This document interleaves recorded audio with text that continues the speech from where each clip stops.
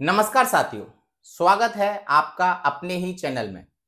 और आज का जो हमारा विषय है वो एक सब्सक्राइबर के क्वेश्चन और कमेंट के ऊपर होने वाला है। राहुल जोशी जी लिखते हैं, is the true purpose of education to fill minds with facts or to teach us how to think. बहुत ही अच्छा क्वेश्चन उन्होंने पूछा है। सर, आज का जो एनवायरनमेंट है या जिस तरीके से आज की यूनिवर्सिटीज हैं, कॉम्पिटिटिव एग्जाम्स हैं, या मैं भी अपने सराउंडिंग में जितने लोगों से बात करता हूं उन सबका यही एक सवाल है कि ट्रू पर्पस ऑफ एजुकेशन क्या है। सर, आप इस पे क्या कहना चाहेंगे? सर, तो सबसे पहले तो राहुल जी आपको बहुत बहुत शुक्रिया आपके कमेंट के लिए, आपके सवाल के लिए। इसी तरीके से आप हमसे सवाल पूछते रहें। आपके सवाल के मुख्य रूप से 2-3 पहलू हैं, हम उन पर विस्तार से चर्चा करेंगे और इसीलिए हम कहते हैं कि हमारे जितने भी दर्शक हैं जो हमसे जुड़े हुए हैं, आप हमारे परिवार का ही हिस्सा हैं। जी जिस भी चीज़ पर आप चर्चा करना चाहते हैं आप अपना कमेंट करें और हम उस पर चर्चा करेंगे। जी सर। आपने जो बात कही है उसमें, जैसे आपने कहा कि शिक्षा का जो उद्देश्य है to fill the mind with the facts, यानी कि इसमें एक एक नेगेटिविटी सुनाई पड़ती है, यानी कि फैक्ट्स जो है वो शायद बोम्बार्डिंग हो रही है फैक्ट्स की, कि ज्यादा से ज्यादा objective knowledge is the only knowledge. Some people have started thinking और some people think like that. हम ये देखने की कोशिश करेंगे कि क्या तथ्य और वैल्यूज के बीच कोई कनेक्शन है, या हम ये जानने की कोशिश करेंगे कि क्या तथ्यात्मक हुए बिना शिक्षा की गुणवत्ता सुनिश्चित की जा सकती है या नहीं, या फिर तथ्यात्मकता और गुणवत्ता यानी कि क्वालिटी ऑफ एजुकेशन और फैक्चुअल एजुकेशन के बीच में कोई कनेक्शन हो सकता है कि नहीं। उस संबंध में सबसे पहले हमको देखना चाहिए कि हमारी भारतीय ज्ञान परंपरा में शिक्षा को किस तरीके से देखा गया है। और जैसे ही हम शिक्षा की बात करेंगे भारतीय ज्ञान परंपरा के हिसाब से, तो 2-3 पुस्तकें हमें याद आती हैं। सबसे पहले जो प्राचीन भारत की बहुत महत्वपूर्ण किताबें हैं, दर्शन की भी और साहित्य की भी, लिटरेरी और फिलॉसफी के, दोनों ही तीनों किताबें बड़ी महत्वपूर्ण हैं। पहली और दूसरी किताब यानी कि हितोपदेश और पंचतंत्र, और वैसी ही एक बहुत महत्वपूर्ण किताब जिसको आप सब लोग पढ़ते रहते हैं, अर्थशास्त्र। जी पंचतंत्र जो है वो कहानियां सुनाता है हमारे आसपास के जो अदर लिविंग क्रिएचर्स हैं, देन ह्यूमन बींग्स, उनकी, और उनके माध्यम से वो राजनीति और राजनीतिक दर्शन की शिक्षा देने की कोशिश करता है समाज को। लेकिन उसका मूल उद्देश्य क्या है? अगर आप पूरा पंचतंत्र पढ़ें तो आपको क्या पता चलता है कि वो हमें बताने की कोशिश कर रहा है कि जिस समय पर जैसे निर्णय की आवश्यकता है आप वैसा निर्णय लें। जी सर। वो इस बात के लिए हमें तैयार कर रहा है पंचतंत्र की, जरूरी नहीं है कोई विशुद्ध सैद्धांतिक केवल थ्योरेटिकल एजुकेशन ही एजुकेशन नहीं है, वो थ्योरी से ज्यादा सिचुएशनल अवेयरनेस की बात कर रहा है। तो पंचतंत्र की जो पूरी एजुकेशन है, एजुकेशन फिलॉसफी है या पेडागोजी है, अगर हम उसको एक लाइन में कहना चाहें तो वो 2 चीजों पर बेस्ड है। पहला है सिचुएशनल अवेयरनेस और दूसरा ये कि डिसीजन मेकिंग में आपको बहुत ऑब्जेक्टिव होना है, लॉजिकल होना है, रैशनल होना है। वो पंचतंत्र का एक उद्देश्य समझ में आता है। दूसरी तरफ हम देखें अगर कौटिल्य के अर्थशास्त्र को, तो अर्थशास्त्र में कौटिल्य बड़े आराम से जब राजा के बारे में बता रहे हैं या अमात्य के बारे में बता रहे हैं, तो हर व्यक्ति के लिए, जिसके लिए भी जिस तरीके की शिक्षा की आवश्यकता है उस पर उन्होंने जोर दिया। जैसे अमात्य के जो एग्जाम की बात करते हैं कौटिल्य, जी उस तरीके के एग्जाम की बात वो राजा के लिए नहीं करते। राजा को सर्वगुण संपन्न होना चाहिए, यानी कि क्योंकि राजा जो है वो आज की कैबिनेट में जो प्राइम मिनिस्टर की हैसियत है, first among equal according to the Indian constitution, वैसा नहीं है वो राजा। वो सुप्रीम अथॉरिटी है। अमात्य या कैबिनेट जो है राजा की, वो हालांकि पावरफुल है लेकिन फिर भी वो राजा के अंदर काम करती है कौटिल्य के अर्थशास्त्र के हिसाब से। तो इसलिए राजा को तो सारी विद्याएं आनी चाहिए। हमारे यहाँ शिक्षा को विद्या कहा गया, ये बहुत महत्वपूर्ण है जी। जिसका ज्ञान से संबंध है। और ज्ञान का मतलब सिर्फ इतना नहीं होता है कि धरती गोल है इतना आपने जान लिया। जी सर। उसका इम्प्लीकेशन क्या है, उसके आसपास की जो चीजें उनको जानना, यानी कि इससे हमें क्या पता चलता है, जैसे कौटिल्य के लिए तथ्य या राजा को सभी चीजों का ज्ञान होना चाहिए। उससे क्या होगा कि राजा को निर्णय लेने में सहायता मिलेगी, वो आत्मनिर्भर होगा और वो निष्पक्ष भाव से किसी भी चीज पर निर्णय कर सकेगा। वो किसी से भी प्रभावित हुए बिना अपना निर्णय ले सकता है। ये अलग बात है कि अमात्य की उसमें हिस्सेदारी, क्योंकि वो नंबर 2 पे है, फिर उसके बाद उसकी एजुकेशन की बात की गई, और ऐसे ही फिर सेना के जितने लोग हैं या जितने भी, कौटिल्य उनकी अलग अलग कॉन्टेक्स्ट में बात करते हैं। उससे पता चलता है कि उनकी शिक्षा कैसी हुई होनी चाहिए थी।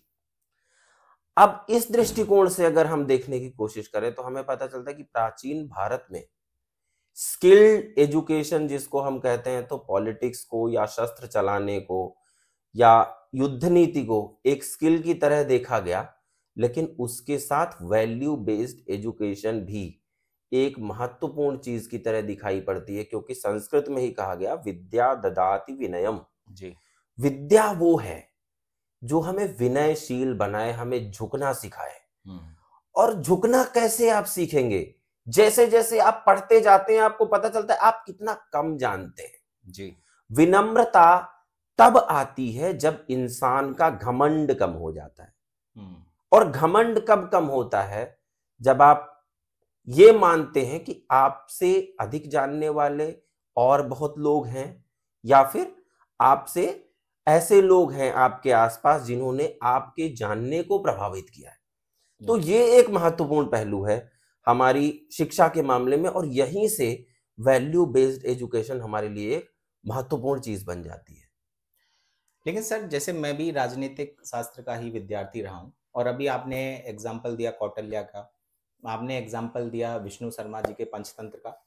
मैंने भी सर इसे इस एंगल से कभी नहीं सोचा कि इसको कैसे शिक्षा के पर्पस में देखा जा सकता है, क्योंकि सर जब हम शिक्षा के पर्पस की बात करते हैं तो कहीं ना कहीं प्लेटो का नाम आता है, जहां वो फिलोसफर किंग बनाने की कोशिश कर रहा है, जहां वो एक ऐसे किंग के लिए एजुकेशन डिजाइन करता है।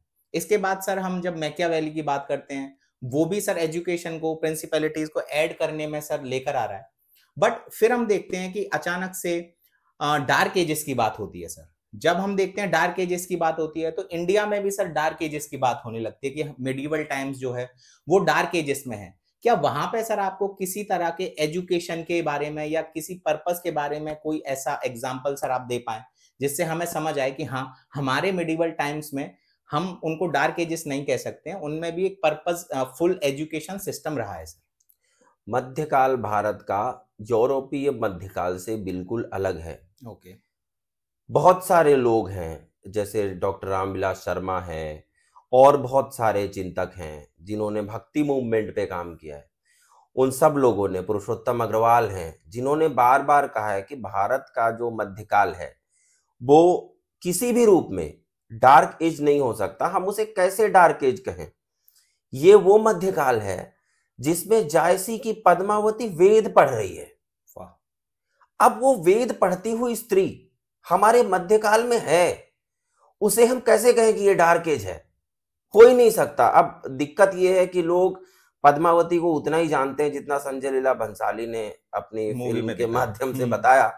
तो उन सब लोगों को एक बार जायसी का पद्मावत पढ़ना चाहिए। बहुत सारी चीजें खुलेंगी और बहुत कुछ पता चलेगा हमारे उस समाज के बारे में। उसी मध्यकाल में आप देखें, कबीर हो चाहे तुलसीदास, सबका जोर गुरु पर है। गुरु पर है तो ज्ञान पर है, ज्ञान पर है तो शिक्षा पर है। यानी कि अब वो गुरु कर क्या रहा है, हम ये समझने की कोशिश करें। कबीर का गुरु कबीर को ज्ञान दे रहा है। ज्ञान क्यों दे रहा है? जैसे मैंने कहा कि हर युग की शिक्षा उस युग की आवश्यकताओं के लिए, उस समय की जितनी सामाजिक विसंगतियां थीं, मनुष्य और मनुष्य के बीच की जो गैर बराबरी थी, कबीर का गुरु वो खत्म करने की बात करता है। वो ज्ञान देता है कबीर को कि सबके अंदर एक ईश्वर है जो निर्गुण है। वो राम अगर मेरे अंदर भी है और तुम्हारे अंदर भी है, सबके अंदर है, तो फिर एक व्यक्ति और दूसरे व्यक्ति के बीच में भेद कैसा? यही बात तो जॉन लॉक भी कह रहा था। बिल्कुल सर। हमने लॉक की मानी, कबीर की नहीं मानी, या कबीर को नहीं पढ़ाया, तो इसमें कबीरदास की तो कोई गलती है नहीं जी। तुलसीदास ने भी इसी कॉन्टेक्स्ट में कहा कि बंदो गुरुपद कंज कृपा सिंधु नर रूप हरि। वो जो गुरु के चरण हैं उनकी गुरु की भी वंदना नहीं कर रहे हैं, गुरु के चरणों की वंदना कर रहे हैं मात्र। इतना महत्व है गुरु का। और वो महत्व क्यों है? क्योंकि गुरु दुनिया में रहने का साहस देता है। गुरु उनको ये बता रहा है कि आपके होने का अर्थ क्या है पूरे समाज के लिए। तो मध्यकाल की जो शिक्षा व्यवस्था है वो लोगों को तैयार कर रही है अपने युग की सामाजिक विसंगतियों से लड़ने के लिए। और यही महत्व है मिडिवल एज की शिक्षा का। इसीलिए मैं कह रहा हूं कि वो डार्क एज तो हो ही नहीं सकता। कौन सा डार्क एज? हमारे मिडिवल पीरियड के लोग धर्म के बारे में सोच रहे हैं, जाति के बारे में सोच रहे हैं, इंसान और इंसान के बीच की बराबरी की बात कर रहे हैं। और यही लोग, जैसे हम आज कह रहे हैं कि रियल वर्ल्ड एक्सपीरियंसेस, कबीर तो यही कह रहे थे, तू कहता कागज की लेखी, मैं कहता आंखिन की देखी। तो आंखिन की देखी जो है यही तो है रियल वर्ल्ड एक्सपीरियंस, यही तो कह रहे थे कबीर। तो फिर ये डार्क एज कैसे हो सकता है? और ये जो आंखिन की देखी महसूस करना कबीर को सिखाया, वो किसने सिखाया? गुरु ने सिखाया। यानी कि शिक्षा वैसी हो जो ये काम करे, ये कहता है हमारा भारत का मध्यकाल का दर्शन। लेकिन सर कहीं ना कहीं अभी भी मैं आपके बात से जो मध्यकालीन की जो आपने व्याख्या करी शिक्षा को लेकर, मैं सर सहमत नहीं हो पा रहा। क्योंकि अगर ऐसा होता तो फिर हम आधुनिक भारत में सर इतनी सारी कुप्रथाएं ये कैसे देख रहे थे अगर शिक्षा नहीं थी। और सर फिर वहां लोग मैकॉले को भी टारगेट करते हैं कि उन्होंने एक क्लर्कियर एजुकेशन चलाई, तो क्या उससे भी हमारी शिक्षा नीति पर प्रभाव पड़ा? ये सर आपकी बात में मुझे जो है वो मध्यकालीन से एक ट्रांजिशन जो है सर वो समझ में नहीं आ रहा। और जो मॉडर्न टाइम्स की जो एजुकेशन है क्या उसका प्रभाव हमारे ऊपर है? वो बात भी सर आप एक बार क्लियर करिए। इसमें 2-3 बातें हैं जो मैं सोचता हूं, जरूरी नहीं है कि वो सही हो। पहली बात ये कि हमारे यहाँ जो कुप्रथाएं हैं उसमें से बहुत सी कुप्रथाएं ऐसी हैं जो मिडिवल पीरियड में भी थी, लेकिन और बहुत सी कुप्रथाएं ऐसी हैं जो आधुनिक काल में शुरू हुई, यानी कि लेट मिडिवल पीरियड में या फिर अर्ली मॉडर्न एज में, 17वीं 18वीं शताब्दी के आसपास जी। जब सामंतवाद का बोलबाला हो गया, मुगल साम्राज्य की समाप्ति के बाद छोटे छोटे राजा हुए और सामंतवाद जैसे जैसे बढ़ता चला गया, तो उस दौर में क्योंकि उत्तरदायित्व का अभाव हो गया, लोगों को रास्ता दिखा। ये वो टाइम है जब हमारे पास सबसे कम नायक हैं। गुरु गोविंद सिंह के बाद आप अगर देखने की कोशिश करें तो 1850 के आसपास तक भारत में बहुत कम ऐसे लोग हैं जिनको ट्रू सेंस में पब्लिक लीडर्स कहा जा सके। जबकि मिडिवल पीरियड में भरमार है उनकी। कबीर हैं, दादू हैं, नानक हैं, रैदास हैं, मीराबाई हैं, अक्का महादेवी हैं, कश्मीर में ललद्यक हैं, और बहुत सारे लोग हैं। मतलब जितने भी लोगों को आप देखते चले जाए, वो थोड़े बहुत आगे पीछे 100-200 साल के अंतराल में वो सब दिखाई पड़ते हैं। चाहे दक्षिण भारत में इन सब से पहले आंदाल हैं या फिर आलवारों को आप देखें जी। तो ये सारे लोग, क्योंकि वो बहुत ही एक अजीब सा काल है हिस्ट्री के हिसाब से। एक तरफ तो आप अंग्रेज, फ्रेंच और तमाम कंपनियां आती चली जा रही हैं, व्यापार के साथ साथ उनका राजनीतिक हस्तक्षेप भी बढ़ता चला जा रहा है। और हस्तक्षेप बढ़ने के साथ साथ में सामंतवाद का उदय भारत में बहुत तेजी से हुआ, तो फ्यूडल स्ट्रक्चर काफी मजबूत होता गया, जिसमें जो कुप्रथाएं थी उनको वापस मजबूत होने का मौका मिला। बहुत सारी नई थी और कुछ को वापस मजबूत होने का मौका मिला, मैं ऐसा मानता हूँ। मैकाले का जो क्रिटिसिज्म है वो करना चाहिए, मैं भी करता हूँ। लेकिन मैकाले की जो एजुकेशन है, देखिए मैकाले ने किया क्या। मैकाले का एक पर्पस तो था कि वो कल्चरल इंपीरियलिज्म की तरफ, सांस्कृतिक साम्राज्यवाद की तरफ भारत को ले जाना चाहता था। यानी कि लोगों को फिर समझाना ना पड़े कि अंग्रेज किस तरीके से रहते हैं, अंग्रेज किस तरीके से क्या करते हैं। तो वो वैल्यूज जो ब्रिटिश वैल्यूज हैं वो शिक्षा में आ जाएंगी, ऐसा मैकाले ने माना। और दूसरा ये था कि एक क्लैरिकल स्टाफ को वहां से ला के यहाँ भारत में रखने में उनको ज्यादा से ज्यादा सैलरीज देने में दिक्कत थी जी। तो इन दो पर्पसेस के लिए उसने आप एजुकेशन को भारत में ऐसा मॉडल बनाया कि इस तरीके से हम एजुकेट कर, लेकिन अगर आप अंग्रेजी एजुकेशन मॉडल एक बार ले आए, यही तो शिक्षा का उद्देश्य है कि आप एक सीमा तक लोगों को रोक नहीं सकते। अगर एक लाइन में आपने किसी को बता दिया कि जॉन लॉक एक थिंकर है जो कह रहा है कि मनुष्य स्वतंत्र पैदा हुआ है, तो वो केवल इतना ही नहीं सोचेगा, क्योंकि इंसान का जो दिमाग है वो चिंतनशील है, वो लगातार प्रश्न करता रहता है, और यही तो पर्पस है एजुकेशन का। तब फिर वो ये भी सोचेगा कि जब मनुष्य स्वतंत्र पैदा हुआ है तो हिंदुस्तान का मनुष्य गुलाम क्यों है। सही बात है। उसी एजुकेशन सिस्टम से फिर B.R. अम्बेडकर पैदा हुए, पंडिता रमाबाई पैदा हुई, गांधी पैदा हुए, जवाहरलाल नेहरू पैदा हुए, सरदार पटेल पैदा हुए। ये सब के सब इंग्लिश एजुकेशन के प्रोडक्ट्स हैं। ये अलग बात है कि उन्होंने भारतीय चिंतन को नहीं छोड़ा। भारतेंदु हरिश्चंद्र पैदा हुए। इन सब लोगों ने जो एजुकेशन है, अब यहां तक अगर हम देखें तो इस युग की भी एजुकेशन क्या कर रही है, विवेकानंद क्या कह रहे हैं जी, एजुकेशन को कैसा होना चाहिए।